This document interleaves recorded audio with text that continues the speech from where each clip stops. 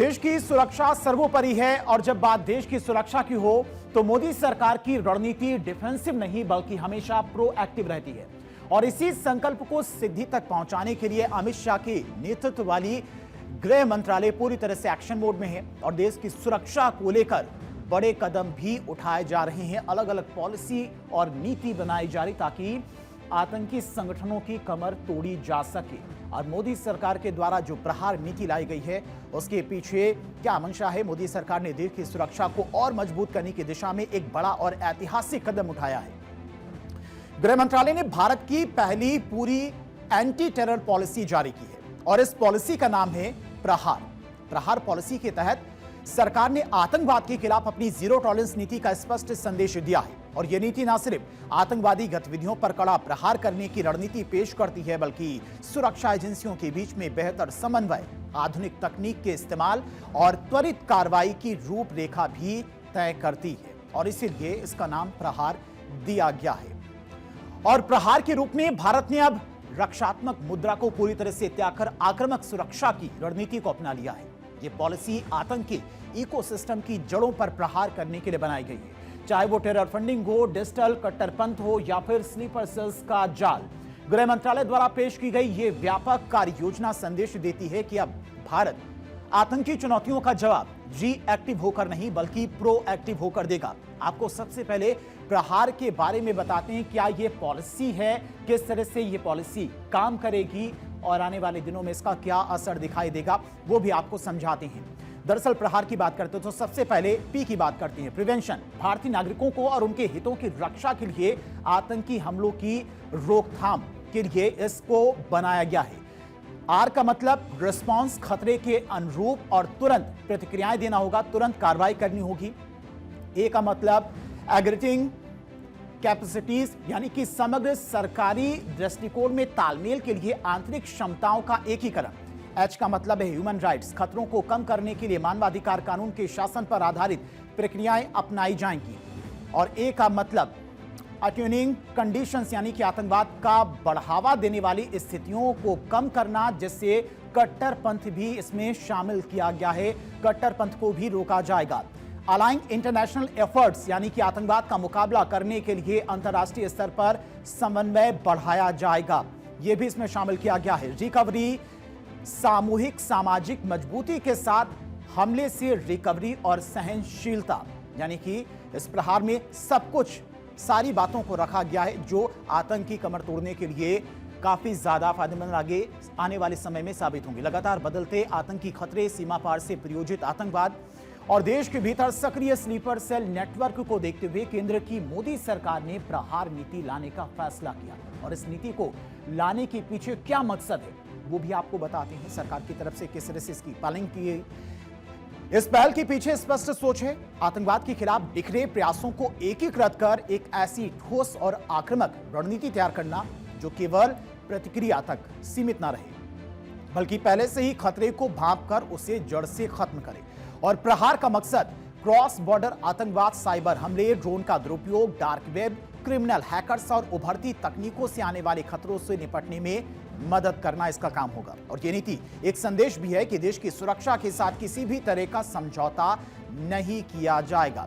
Defence expert brigadier Vinod Dutta की तरफ से इस प्रहार नीति को लागू करने के बाद क्या कुछ कहा गया, कितनी कारगर साबित होगी ये प्रहार पॉलिसी, सुनवाते हैं आपको।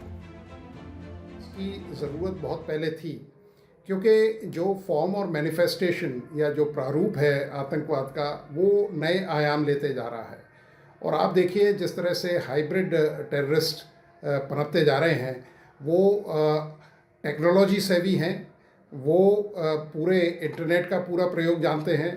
तो ये मतलब इसका जो एम्बिट है उसको दोबारा रीडिफाइन किया गया है और मुझे पूरा यकीन है कि आतंकवाद की कमर तोड़ने में ये काफ़ी कारगर साबित हो।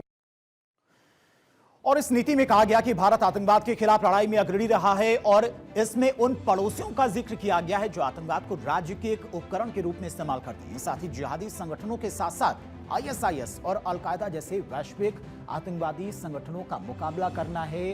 भारत में उनकी जो पकड़ है, स्लीपर सेल्स हैं, उन्हें तोड़ना है और ऐसे आतंकी समूहों से उत्पन्न खतरे के बारे में भी बताया गया है। अब प्रहार भारत के लिए क्यों संजीवनी इसे कहा जा रहा है वो भी आपको समझाने की कोशिश करते हैं। दरअसल अगर बात की जाए प्रोएक्टिव अप्रोच, अब तक भारत आतंकी हमलों के बाद में कार्रवाई करता था, यानी कि हमले हो जाते थे उसके बाद कार्रवाई होती थी। प्रहार के तहत अब इंटेलिजेंस लीड ऑपरेशन होंगे, यानी कि जो आतंकी खतरे होंगे उनके पहले ही रोका जा सकेगा। इससे जानमाल के नुकसान को शून्य पर लाने का लक्ष्य भी सरकार की तरफ से रखा गया है। इस नीति के जरिए आतंकी, उसके फाइनेंसर, लॉजिस्टिक्स प्रदाता और स्लीपर सेल पर प्रहार किया जाएगा। ये भी एक अहम भूमिका टेरर फंडिंग और ओवरग्राउंड वर्कर्स के नेटवर्क को पूरी तरह से खत्म करने की अहमियत भी इसमें शामिल की जाएगी। और ये पॉलिसी युवाओं को कट्टरपंथी बनाने वाली ताकतों को पहचानेगी, युवाओं को उनसे दूर करेगी और ऐसे कट्टरपंथी संगठनों के ऊपर कार्रवाई करेगी। इसके अलावा डी रेकलाइजेशन प्रोग्राम और समाज के साथ में मिलकर काम करने पर जोर भी दिया जाएगा, यानी कि जो युवा भटक जाएंगे, ऐसे संगठनों की बातों में आ जाएंगे, उनको सही रास्ते पर लाना। और पिछले कुछ दिनों में भारत की सुरक्षा रणनीति में एक ऐसा अभूतपूर्व बदलाव देखने को मिला है जिसने सरहद पार बैठे आकाओं और देश के भीतर सक्रिय स्लीपर सेल्स के बीच में खलबली मचा दी है। मोदी सरकार अब केवल आतंकी हमलों का जवाब नहीं दे रही है, बल्कि आतंकवाद के समूचे इकोसिस्टम का गला घोटने की दिशा में निर्णायक और चौतरफा वार शुरू कर चुकी है। और यह नया भारत अब केवल सीमा पर गोली का जवाब गोले से नहीं देती, बल्कि एक ऐसी अभेद्य नीति बना रहा है जो आतंकवाद के पौध पनपने से पहले ही झुलसा देगा। पिछले महीने 9 तारीख को मोदी सरकार ने आईडी डेटा मैनेजमेंट सिस्टम यानी कि NIDMS का उद्घाटन किया था और अब प्रहार नीति का ऐलान किया है। आईडी डेटा मैनेजमेंट सिस्टम को one nation one data territory की दिशा में एक बड़ा कदम बताया जा रहा है। और ऐसा क्यों कह रहे हैं, चलिए उसके बारे में भी आपको बताते हैं। दरअसल आईडी डेटा सिस्टम से भारत को कैसे लाभ मिलेगा? सिग्नेचर पहचान और वैज्ञानिक विश्लेषण। हर आतंकवादी गुट का बम बनाने का अपना एक खास तरीका यानी कि सिग्नेचर होता है, और यह सिस्टम देश भर के ब्लास्ट डेटा का वैज्ञानिक विश्लेषण करेगा। इससे जांच एजेंसियां यहां पर तुरंत पता लगा सकेंगी कि किसी विशेष धमाके के पीछे किस आतंकी संगठन का हाथ है, चाहे वो कश्मीर में हो या फिर नक्सल प्रभावित इलाके हो। रियल टाइम डेटा एक्सेस की अगर बात करें तो पहले अलग अलग राज्यों की पुलिस और केंद्रीय जांच एजेंसियों के पास में अपना अलग अलग डेटा होता था, जिसे तालमेल बिठाने में समय लगता था। अब वन नेशन वन डेटा के तहत सभी एजेंसियां एक ही सुरक्षित प्लेटफॉर्म पर सूचनाएं साझा कर सकेंगी। पोस्ट ब्लास्ट की अगर बात करें, इन्वेस्टिगेशन में तेजी, धमाके के बाद घटनास्थल से मिलने वाले एविडेंस को इस सिस्टम में फीड किया जाएगा, जिससे सिस्टम पुराने डेटा से मिलान करके ये पता बताएगा कि पहले ऐसे विस्फोटक कहां इस्तेमाल हुए थे। इससे जांच की रफ्तार और तेज होगी और दोषियों तक पहुंचना आसान हो जाएगा। अब भविष्य के हमलों को रोकने में मददगार ये प्रणाली केवल पुराने धमाकों का रिकॉर्ड नहीं रखेगी, बल्कि आर्टिफिशियल इंटेलिजेंस के जरिए उभरते हुए खतरों की भविष्यवाणी भी कर सकेगी।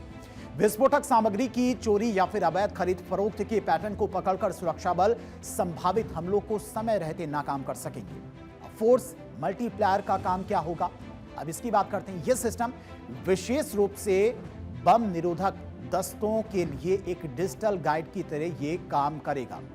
पहले आईडी डेटा सिस्टम और प्रहार जैसी देश की पहली पूर्ण एंटी टेरर पॉलिसी का आगाज इस बात का सबूत है कि सरकार अब एक एकीकृत संस्थागत युद्ध का ऐलान कर चुकी है। और ये प्रहार बहुआयामी है, जिसका असर आने वाले समय में आपको ग्राउंड पर होता हुआ दिखाई भी देगा और ऐसे संगठन जो देश विरोधी है उनकी कमर तोड़ती भी नजर आएगी।